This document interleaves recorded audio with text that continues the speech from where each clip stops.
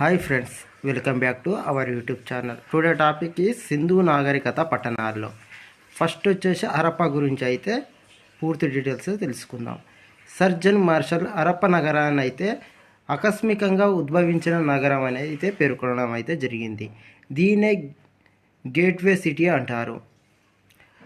ఈ హరప్ప పట్టణంలోనైతే అమ్మ తల్లి నటరాజ విగ్రహాలు బయలుపడినవి. మూపురంగల ఎద్దు ముద్రిక ఇక్కడ లభించినది. 2 ప్రముఖమైన రాతి విగ్రహాలు లభించాయి. అవి ఎర్రరాయితో చేయబడ్డాయి. అందులో ఒకటి చేతులు లేని నగ్నంగా ఉన్న పురుష విగ్రహం కాక రెండవది నర్తకి విగ్రహం.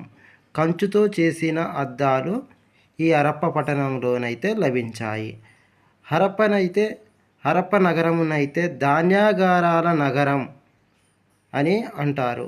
ఇక్కడ 2 వరుసలలో 6 చొప్పున 12 ధాన్యాగారాలైతే బయలుపడినవి. ధాన్యాగారాల పక్కన చిన్న ఇల్లు ఉన్నది. దీనిలో కూలీలు నివసించినట్లుగా ఆధారాలైతే తెలుస్తున్నాయి.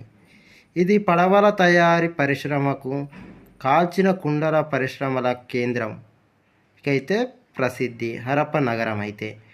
ఈ హరప్ప నగరంలో హెచ్ ఆకారపు సమాధులు ఈ నగరంలోనే బయలుపడినవి.